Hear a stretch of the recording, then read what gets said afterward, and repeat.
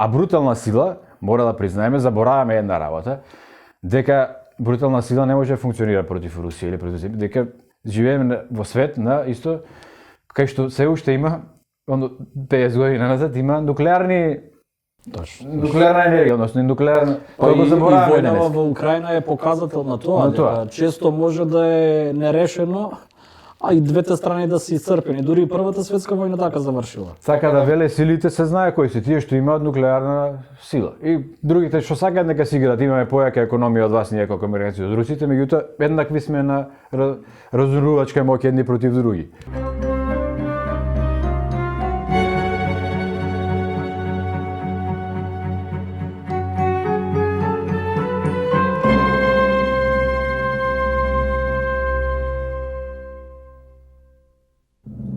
Уште една програма во која што со другарите Здравко Савески и Александар Митров и јас, Зоран Василевски, ќе разговараме на теми од геополитиката, поврзано секако со животниот стандард и со прашањата на мирот и војната.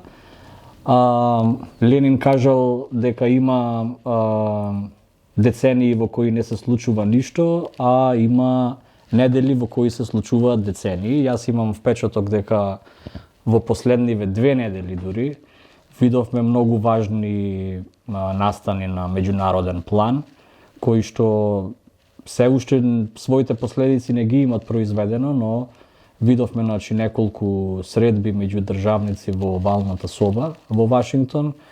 Видовме еден самит, или како да го наречам, каде што европските лидери формираа една коалиција на волјата или на волните, Coalition of Willing, не знам како би се превело. А во меѓувреме имаше, претходно имаше во Саудитска Арабија средба помеѓу Марк Рубио, ми се чини, од едната страна и Лавров од другата страна. Така да сите страни зборуваат за мир, а од друга страна гледаме дека има најави за зголемување на воените буџети. Би сакал да ми даете двајцата одвоено што е она што ви остави, вака да речеме, најголем впечаток во овој период, па да почнеме од тоа. Имам и натака и други прашања. Здравко, повели ти, што мислиш? Таа војната во Украина не смееше да се дозволи да почне, можеше да не отпочне, а требаше веднаш што отпочна да се прават напори да таа биде спречена. Ова што сега го гледаме се задоцнети, 3 години задоцнети први напори за ставање крај на таа војна. Во овој период на овие 3 години војна се загубија многу човечки животи, многу луѓе се осакатени, луѓе изгубиле своји роднини, останале со психолошки последици. Сето тоа, као и многу војни, можеше да биде избегнато. Сега, она што го прави новата власт во Америка на Трамп е да се повлечи од своето учество во таа војна и да ги остави работите без нивно мешање. Во принцип, не дека тие се некоја пацифистичка власт. Туку тоа што го прави Трамп смета дека е во најголема корист од гледна точка на Америка. Во најголема корист од гледна точка на Америка тој смета дека е, бидејќи непотребно се трошат пари на вооружување на Украина, кои пари се де факто фрлани во бунар. И втора работа, се обидува да ја привлечи Русија на своја страна во судирот со Кина. Затоа Трамп се труди да стави крај на таа војна или барем да ја извлечи Америка од таа војна. А не дека фактички зборуваме за некои искрени напори кои се мотивирани од љубовта и желбата кон мирот. Се спомнува нели договор за ретки минерали? Од тоа се гледа дека не е првичната цел мир, туку некаква финансиска трансакција, економски дил, трговски дил. Да, мислам тој договор за минералите е крајно безобразен, крајно колонијален, као што европските колонијални сили му ги наметнувале на африканските земји. Едноставно, фактички со тој договор, онака као што сака Трамп да биде, е да стави рака врз рудното богатство на Украина, без да добие возврат Украина ништо. Гаранции што ве бара. Тоест, за да ја врати воената помош која ја прими претходно. Така што доста безобразно е сето тоа и доста арогантно и кажува каква е новата американска власт, значи крајно империјална, која воопшто не се воздржува дури до не е маскирана веќе. Да, типични колонијални аранжмани, не маскирани со ништо.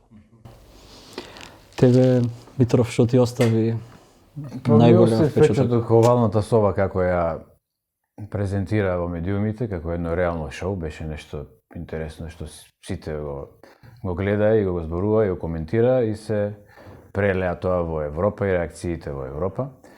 Ова Здравко што го кажа дека таа војна можеше се избегне, интересно дека е и аргумент на Трамп кој што го кажува. Јас да бев, немаше да дојде до оваа војна. И така да и ја како човек што го сака мирот, како некој што учествувал на МИС или се едно како.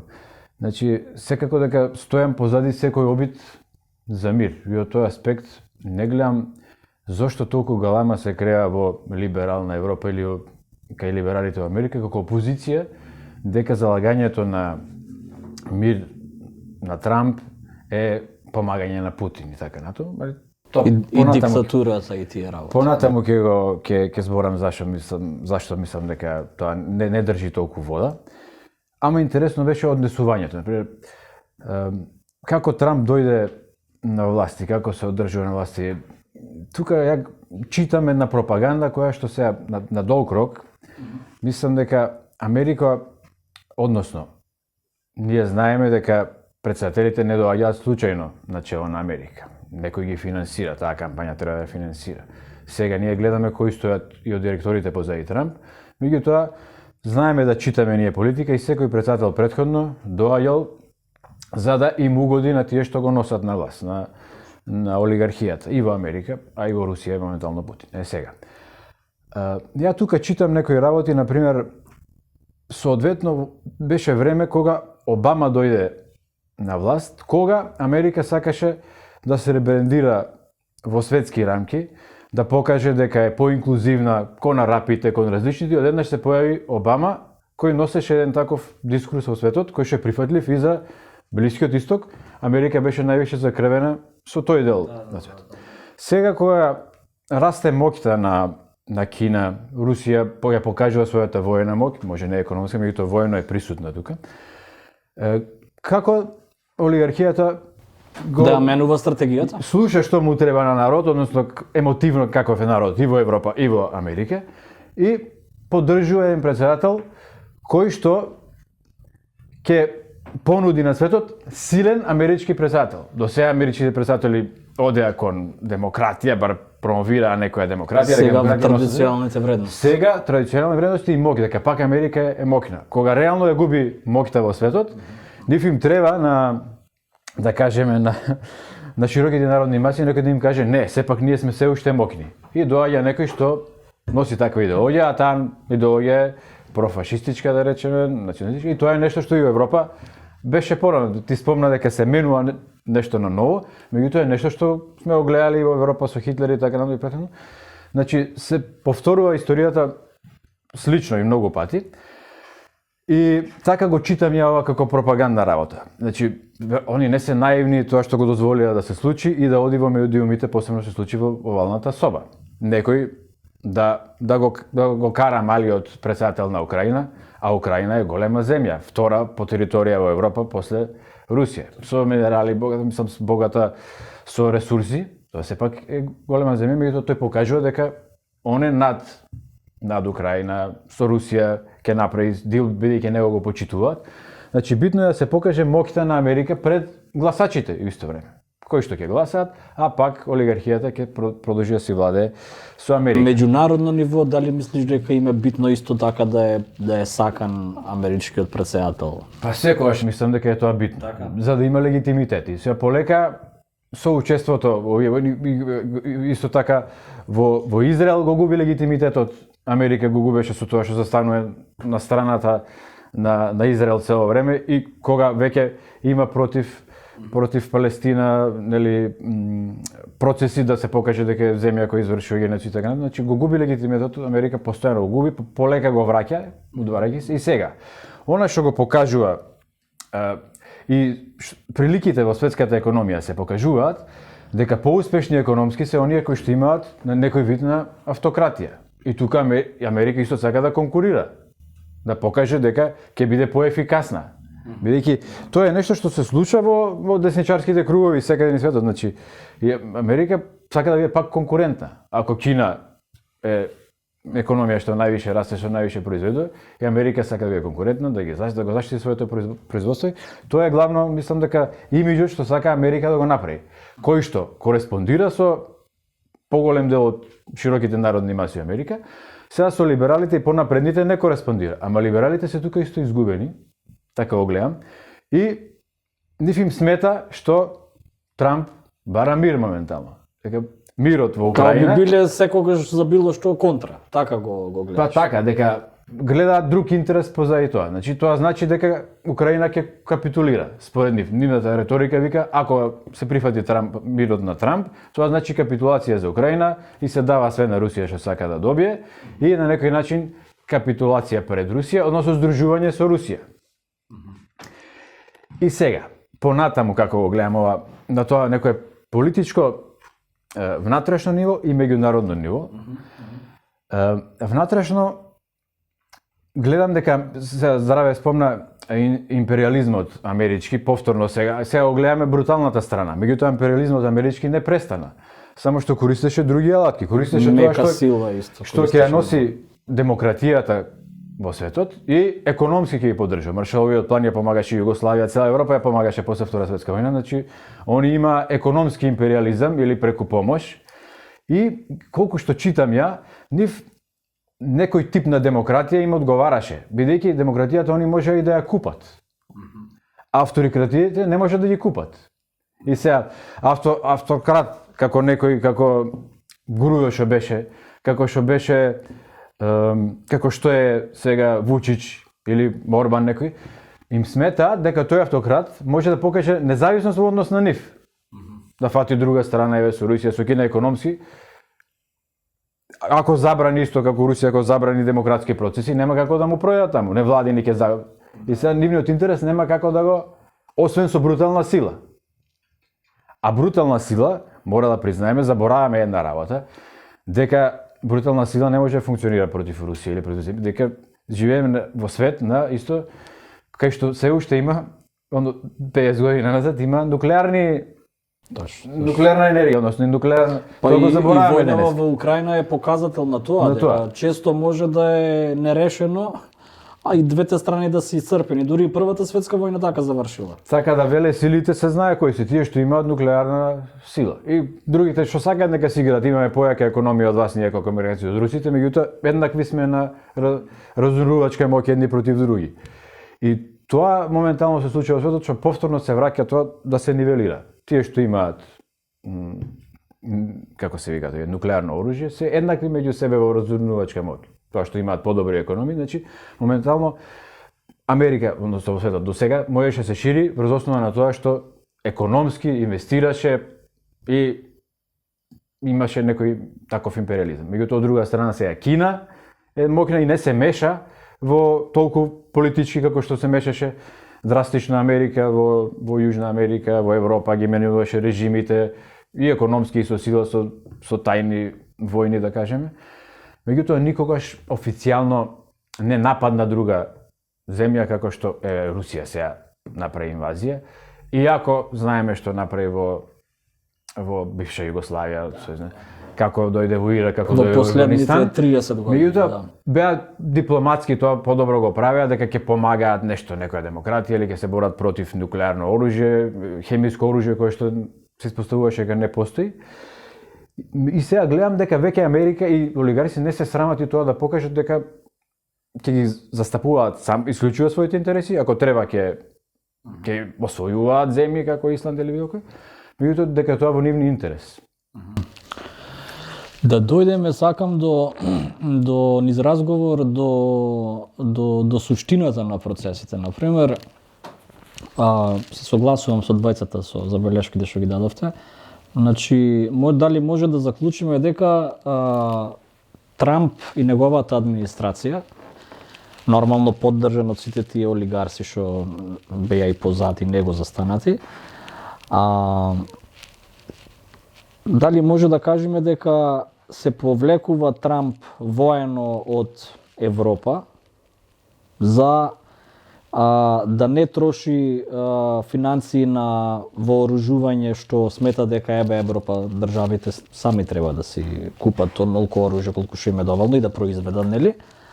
А тој со ова политика на царини и слично, као Америка тргнува во економска битка со Кина.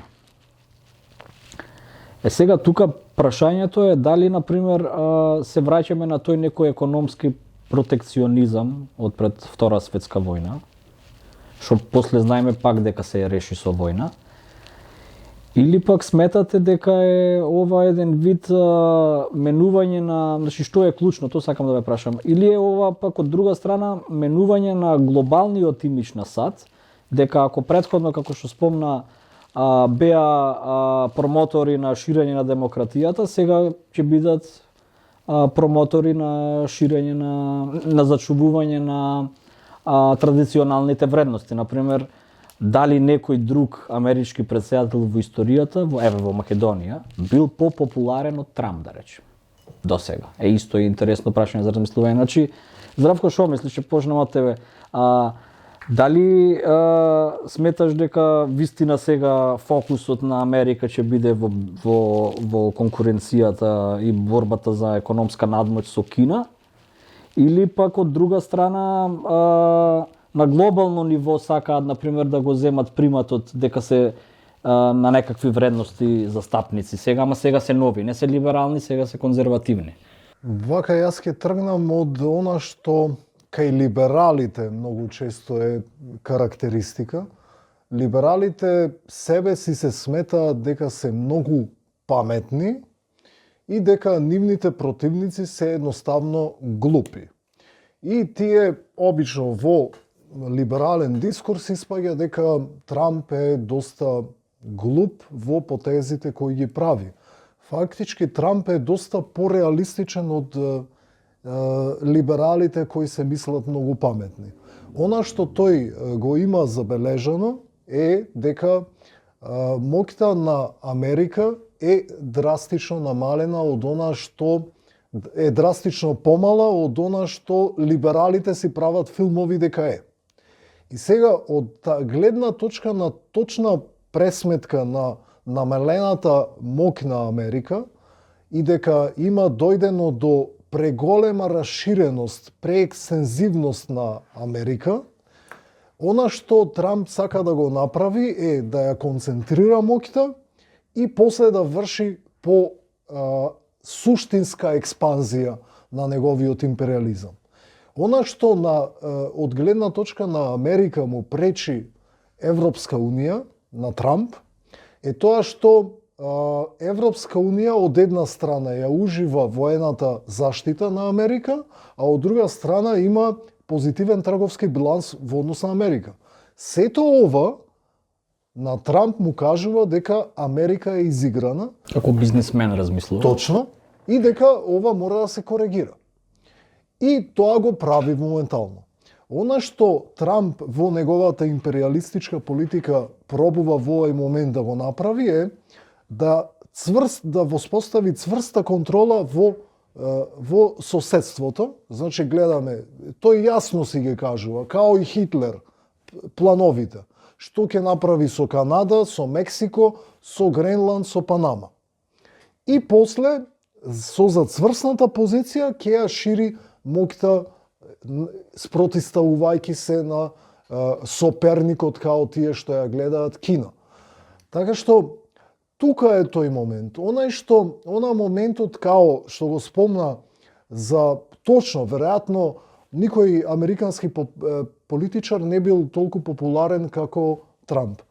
Она што коренот на тоа е што луѓето се крајно веќе напиздени на либералната елита. Гледаат дека таа е катастрофална, дека тие владеат во свој интерес, а не за доброто на народот. И во Трамп гледаат некој кој се спротиставува на либералната елита, не гледајќи дека и тој самиот е дел од елитата, од олигархијата. Едноставно вришти колку податокот дека тој е дел од елитата. Негова десна рака во овој момент е најбогатиот човек на светот, зеде сите милиардери да му дојдат на баци рака. Ама види, луѓето уште веруваат во добри и лоши газди, така да овие се изгледаат добри газди. Тоа е точно и, например, ние имаме проблем со нашите работници, со нивната нееманципираност, кај што наместо да веруваат во сопствената моќ, сакаат да веруваат во добри газди кои ќе им испорачаат подобар живот. Така што не е тука избор помеѓу либералните гнаси и националистичките десни гнаси. Работата е да најдеме алтернатива. Значи не е тука изборот да го направиме помеѓу Трампова Америка и Европа на Макрон, на Страмер. Да, кој не е во Европска унија, ама се однесува као да е дел од Европска унија. Значи не е изборот ограничен на сето ова, треба да излеземе надвор од ова. Македонската држава, сега бас ме инспирираше да ја стам македонскава држава што избра во Обединетите нации, ги избра конзервативните Трамп потези и нели таа декларацијата што на крај беше изгласана од Советот за безбедност, а гласаше неутрално за европската или пролиберална, што нели пролиберална ама за војна. Така да, идат моменти кога не можеш да седиш на две столици, така да во таа насока и не само државите, туку и народите ќе треба да се определуваат. Она што треба, значи да ја осудиме нашата вазалска политика на сите македонски влади досега.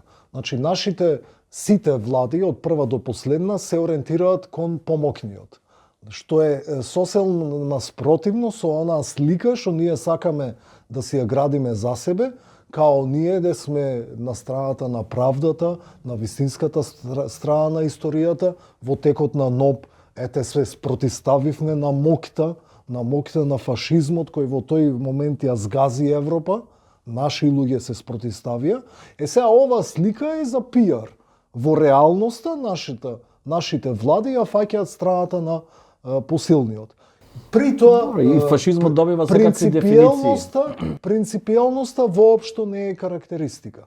Значи она што треба Македонија да прави е да води принципијална надворешна политика, не само во однос на Украина, туку и во однос на Газа, а нашата влада збор нема кажано, без никаков срам, против геноцидот во Газа. За жал и многу посилни држави по тој образец на однесување се однесуваат. Митров, нешто на Европа, па да, за Европа спомнавме и Америка какви се сега односите. Од тука пак има врска и со Русија, и со СССР, да речеме, и со Украина. Значи, НАТО без Америка не е моќно, не е НАТО, односно. Ако не ти е противник па Русија, исто нема зашто НАТО да постои. И се многу работи пак се да ги отвориме, да ги прочитаме. Ние како револуционери и левичари секогаш сме кажувале дека НАТО е веќе застарена организација. Реликт од минатото, да. И сега пак доаѓа до прашање, ако направи добар договор Трамп со Путин, Зеленски, а со Путин. пак ќе стане НАТО застарена организација. Од кого ќе штити? До сега мораше да се, и Европа одеднаш има толку голема, мислам одеднаш. Со години назад, меѓутоа има голема омраза у ликот и делото на Путин. Као да е тоа само еден човек. Кога се враќаме во историја назад, Хитлер бил. Хитлер се случил како последица на политички случувања тогаш. И Путин не е само од себе, имал структура зашто Русија така се развила и така натаму. Да. А многу просто, како ја као дете го мразав Милошевиќ дека така беше пропагандата. Милошевиќ најголем. Се ти ако гледаш историски, имал црни работи, меѓутоа не бил само црн, не бил само како секој лидер, има зашто се случува, у кои историски околности и зашто доаѓа тоа. Сега Европа не покажува дека сакала сама, не ни можела сама, мислам. Амерички бази во Германија се збориме. Да. Цело до 90-та америчка војска од една страна, од друга страна руска војска во Германија. Така да америчката војска е толку инсталирана во Европа што реално само таа има реална моќ и трупи и обученост и све. И кога напаѓа на некои други места, уште се приклучува Британија, која што исто е нуклеарна сила. Франција некогаш била опозиција прави опозиција дека исто е нуклеарна сила, само она може да биде опозиција. Германија никогаш не може да биде опозиција. Америка дека е нејзина на некој начин продужена рака, ја го гледам така. Економски има свој напредок, меѓутоа после Втората светска војна американците влегоа таму и све земе. Сега војните им одговараат, на крупниот капитал му одговараат војните. Затоа никогаш не му верувам на било кој капиталист на Трамп кој ќе рече сака мир, дека на капитализмот му одговараат војните. Зашто му одговараат? Дека рушат и тука се отвора нов пазар кој што треба да се гради. Види, на капитализмот исто не му одговараат организации што носат одлуки едногласно. Например, во моментов можно е НАТО да е пречка за натамошното водење војна на Европа против Русија, против некој друг, затоа што ќе има редовно една или две држави, како што е во случајов Унгарија и уште една држава, не знам која беше, Шпанија или не знам, не сум сигурен, што упорно гласаат по некои прашања, например, за војни трупи да влезат во Украина, гласаат против. И има и една таква анализа дека фактички полесно ќе се води војна ако НАТО се дезинтегрира, зашто можат да се соберат 2-3 европски сили и Америка со нив да се сложи и да едноставно да си влечат одлуки не мора да се сложи Америка, може да си покрене свој војни. Сега тука се поставува според мене пак прашањето на Обединети нации, колку имат Совет за безбедност, поент. Зашто уште колку има поента, колку НАТО у таа цела Ама констелација мисли геополитичка. дека и такви промени можно е за брзо време да дојдат, например, буквално етаблираниве меѓународни институции, некој да ги оспори, например, се сретнат Трамп и Путин и речат, па ова Обединети нации не функционира. За НАТО и се надевам повеќе ќе се задржиме за НАТО, бидејќи Македонија е членка на НАТО. И НАТО веќе прашањата што се однесуваат на НАТО се однесуваат и на нас. Значи, нема консензуален механизам во НАТО за разлика од Европска Унија. Значи, таму се знае кој командува. Америка. И сега, ако не може Америка преку НАТО да ги истера своите завојувачки намери, тогаш создава коалиција на подготвените. И овие несреќите што се собраа во Лондон, не знам со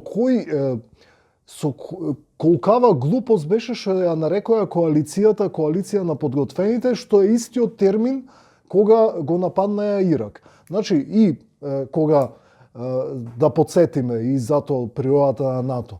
Значи во однос на нападот на Ирак, две членки на НАТО беа против. Франција и Германија. Тоа не значеше дека не беше преземена акција, туку едноставно си направи Америка своја коалиција на подготвените и го истера тоа без НАТО. Така што НАТО е само алатка, продолжена рака на американскиот империализам. Ако некој им крши клечки, тогаш си прават нова коалиција. Така што не е тоа Европска унија. Европска унија знае да биде блокирана, бидејќи тоа е... Нема воен механизам Бидејќи е економска и политичка организација. Ова е воена организација каја што шефот, и се знае кој е шефот, не е тука сите се едноглас, мислам имаат иста тежина нивниот глас. Македонија има право само да слуша. И тука ние доаѓаме до една клучен момент во делот на оние наши граѓани кои го поддржаваат Трамп. Тие добро треба да знаат дека меѓу оние работи кои ги спомна Трамп е изголемување на воениот буџет на земјите членки на НАТО, значи и Македонија, на 5%. Од сегашни по 2%. Значи за дупло и половина од тоа. И сега, од каде тие пари ќе бидат земени во случајот на Македонија за да бидат фрлени на оружје? Значи, така што и тука ние, вклучително и луѓе кои го поддржуваат Трамп, ќе страдаат поради кратење на социјални програми, кратење на борба за заштита на животна средина, кратење на здравствена инфраструктура, кратење на инфраструктура што се жалиме дека не ни чинела. Значи, ќе се зема од едни програми во буџетот, ќе се ставаат, ќе се фрлаат пари на непотребно оружје. Многумина не го гледа тоа така, кога се спомни да се зголеми ставката за, конкретно за одбрана од 2 на 5%, прва претпоставка веројатно на луѓето им е па и онака имаме заеми, ќе се заемиме плюс.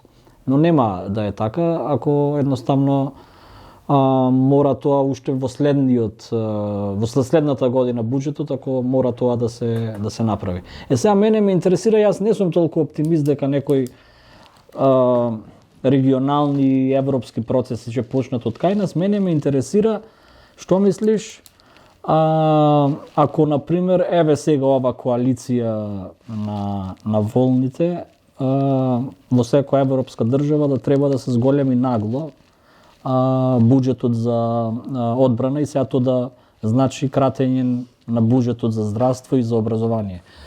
Што мислиш, европскиве народи, напредните сили во тие народи нешто ќе преземат во таа насока, нешто да гласаат за социјалистички партии, мировни некакви демонстрации, нешто? Дали тоа ќе помине онака како све што поминало?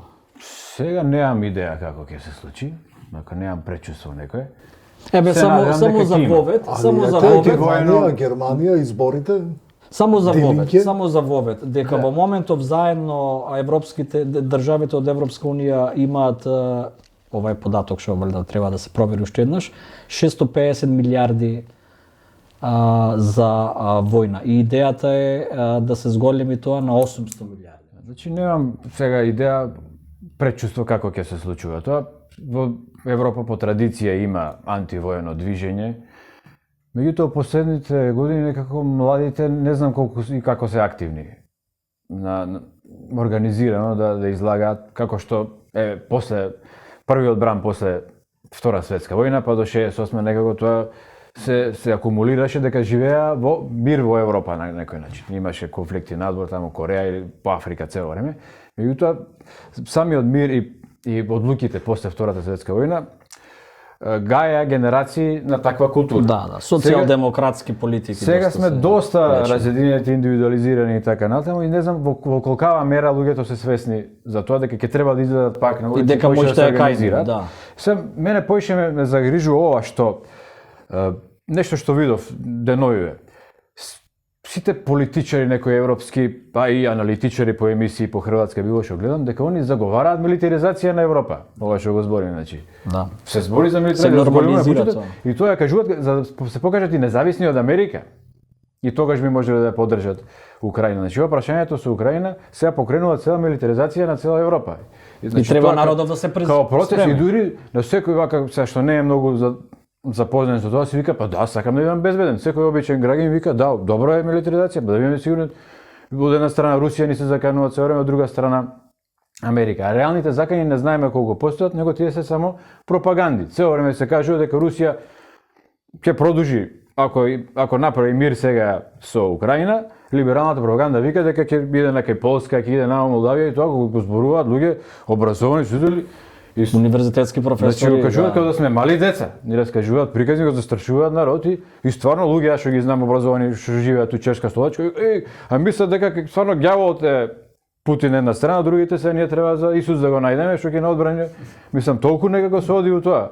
Не се анализира воопшто. И сега, сепак милитаризацијата ќе врти бизнис со тие што имаат производители на воен. Да, многу ќе профитираат. Америка, Франција, ќе се врти тука некој бизнис и пак мислам, граѓаните губат дел од своите услуги кои што ги имале, да кажеме, здравство. И ако се прашува последните години дали стигаат како што треба тие услуги на право место, дека експанзија приватното здравство. Има незадоволство и сега кога ќе треба да се скрати тоа што луѓето се незадоволни, дали ќе реагираат? И сега самото прашање на Украина, до кога Украина ќе црпи толку пари? Тоа ќе предизвика милитаризација на Европа. Значи, ако сега се дојде до одреден мир, ќе нема да има кој ќе биде мотивот за милитаризација на Европа. Иако веќе почна, веќе може да биде касно. Веќе се изголемени буџетите. Да. Во таа насока, значи овај проблем кој се развива на зголемена милитаризација е сериозен проблем и треба сериозно да го земеме. Она што пробува да прави либералната пропаганда и мора и се стави крај. По Геринговото стопати повторена лага станува вистина, сите во хор кажуваат као Русија дека ги нападнала. Реалноста кажува во овие 3 години војна дека Русија мачи за освојување на секој град па и секое село во Украина, во источна Украина, што им е до граница. И сега, ако е тоа така, тогаш одеднаш паѓаат во вода сите тие плашења на луѓето дека е можно Русија да ја нападне Западна Европа. Едноставно не е доволно моќна. Таа е онолку моќна колку што пропагандата кажува за неја. Регионална сила регионална сила, да. Значи, може да ја окупира Источна Украина. А со мака. Западна Украина веќе ќе им биде преголем залак. И тоа го знаат реално либералните пропагандисти. Но сепак кажуваат као да пари се во опасност да биде нападнат од Русија. Значи, фантазмогории, чиста провидна пропаганда која ја користат за дополнителна милитаризација на Европа. Но, јас ќе предупредам, и нив ќе ги предупредам, дека кратење на програмите, на социјалните програми, кои во последните 30 години, не само во Македонија, и во Европа се скратени, веќе создава револт. И тоа можевме да го видиме на изборите во Германија, бидејќи во сенка на главните настани со растот на радикалната десница, на фашистите од АФД, исто така се забележа помал, но многу значаен раст на левицата Die Linke во Германија и буквално луѓе кои гласаа за нив и пред се млади луѓе гласаа за нив, фактички беа првата партија во категоријата на возраст од 18 до 24 години, значи ниту АФД, ниту социјалдемократите, ниту конзервативците, Die Linke. И оние луѓе кои гласаа беа загрижени за падот на социјалните стандарди на нив лично и на нивната заедница поради војната во Украина и поради она што фашистите од АФД планираат исто така да го направат со веројатно зголемена милитаризација. Значи, мора да се спротиставиме на милитаризацијата на Европа, а гледаме два притисоци кои ни се вршат. Првиот преку НАТО и Трамп, вториот преку плановите на европската либералштина да дојде до милитаризирање и на Македонија. Значи, не смееме тоа го дозволиме и не смееме ниту подразно да поразмислуваме на некакви планови кои би опфаќале Македонија приклучување на таа коалиција на подготвени и не дај Боже да и наши луѓе, војници бидат испратени во Украина да гинат за нечии туѓи интереси. Тоа изгледа и каменот на сопнување кај мировниве преговори што ги водат сите страни. Значи, на крај мислам дека она идеја дека Русија би прифатила трупи странски мировни на тло на Украина дека е невозможно, нити пак е возможно обратното, Украина да продолжи да се бори без поддршката од Америка. Сега, прашањето тука како малите народи можат да изреагират е навистина спорно. Со малите народи како можат да реагираат, малку ние премногу мора да ја разбиеме таа фама која се шири во Македонија и која е доста расширена, дека ништо од нас не зависело и дека ние имаме врзани раце за се. Значи, ќе го употребиме примерот на признавањето на Палестина од страна на Словенија и на Малта. Зборуваме за западни земји, членки на Европска Унија, луѓе кои исто така се под влијание на Америка и кои треба да внимаваат како Америка ќе реагира. Тие ја признаја Палестина. Нив им стискало, нас не ни стиска. Или ние многу често знаеме да го користиме како изговор за се, дека ништо не зависело од нас и дека мораме само на ведната глава. Во крајна линија, ние треба да го тргнеме настрана и да не го спомнуваме нашето славно минато, бидејќи тогаш сме се однесувале поинаку. Во 1941 година, кога цела Европа била под фашистичка чизма, наши луѓе се кренале на оружје, се спротиставиле. Тогаш не мислеле, ние сме слаби, тие се силни и толку крај на муавето треба да се ќутиме. Туку зеле и презеле нешто. Така што Македонија има... Добро, ние знаеме кој презел, Комунистичката партија на Југославија. Сега таа партија не постои. Точно, сега имаме вазали на власт, социјалдемократски и конзервативни, и тоа е, ама... Сега работата е, и тоа е интересно прашање за размислување, сега испаѓа дека, например, ова е моје мислење, дека до толку доминацијата на капиталистичкиот политички модел на Америка е зголемена уствари, а не намалена според мене, затоа што сега, например, имаш во една држава како што е Македонија, едни ги сакат републиканците, други ги сакат демократите.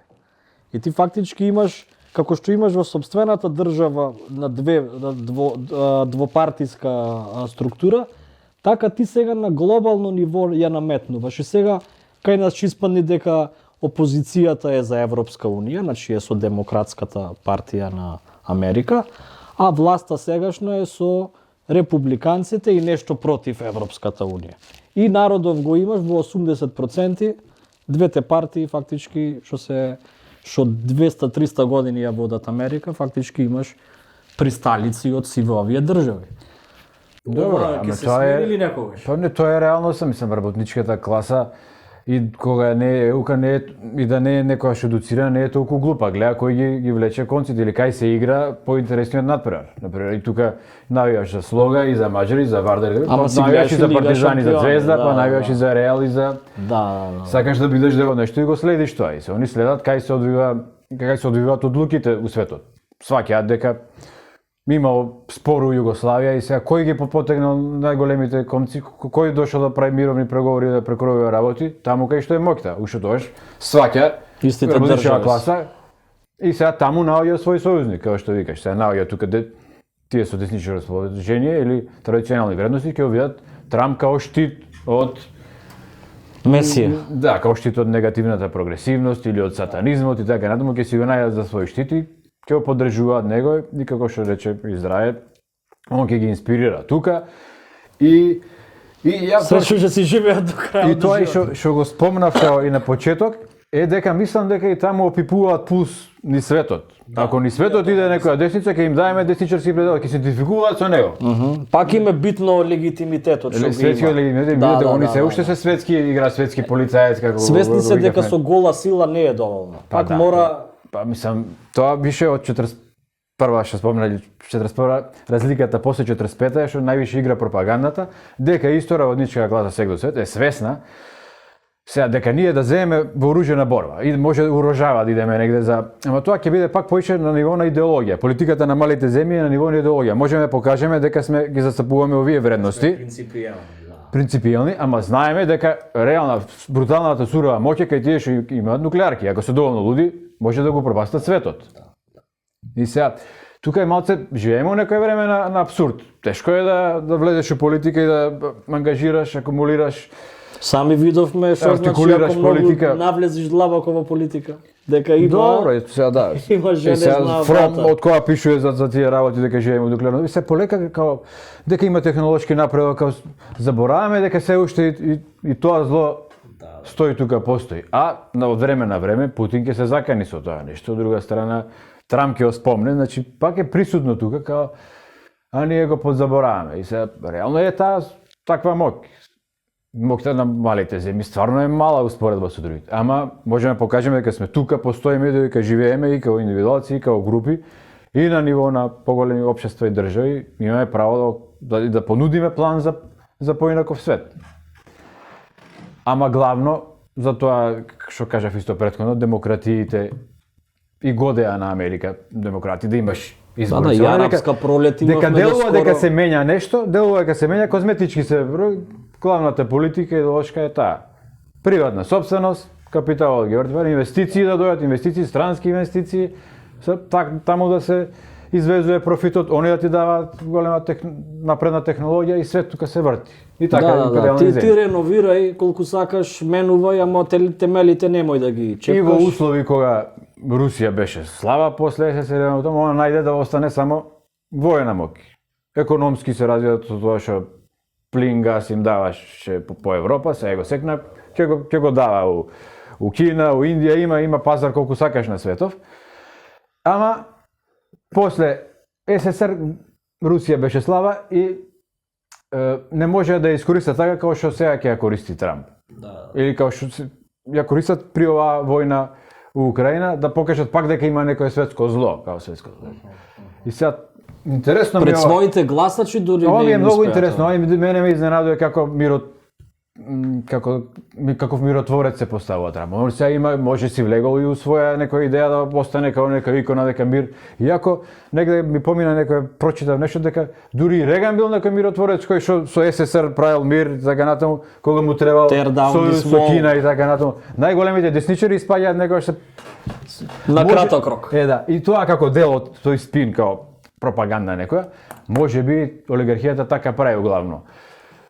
Као миротворци ги прикажува некојаш десничарите, а левичарите, либералите некојаш. Како добар лош полицаец. Да, као и како нешто го смени името. Него го смени името левицата, да после пак десницата да дојде, па иде на десницата гласовите. Беа и тука Ама се игра право. знаете што е тука опасно? Тука опасно е дека ти фактички немаш работа со некакви државни политики на конкретна држава, туку едноставно сега на пример што вика тоа беше дури во овалната соба беше тој разговор, као тоа беше од претходната администрација. Си вика као не мора. И сега испаѓа дека Се известност, некаква гаранција што ќе биде за 2-3 години немаш, затоа што во иста држава ќе се мени власта скроз друга политика. Тоа е ново америчката политика, Да. како говориш, што до сега секогаш се викало дека е доследна, консеквентна и кој да се менја, држат еден као држат. Не, зашто еве сега, например, Трамп и на Америка во моментов става подпис, мир во Украина, мир ваму, мир таму, после се менува власта, не важи подписот.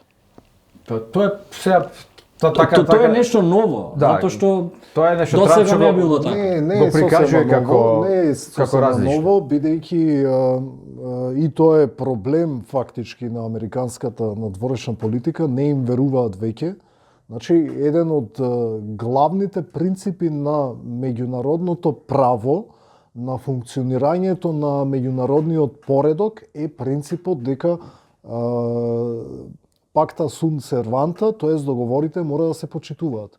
Она што Америка постојано го прави е да не ги почитува договорите. И сега, кога другата страна треба да се договори со Америка, им кажува, вие едната влада ова го прави, следната влада поинаку го прави.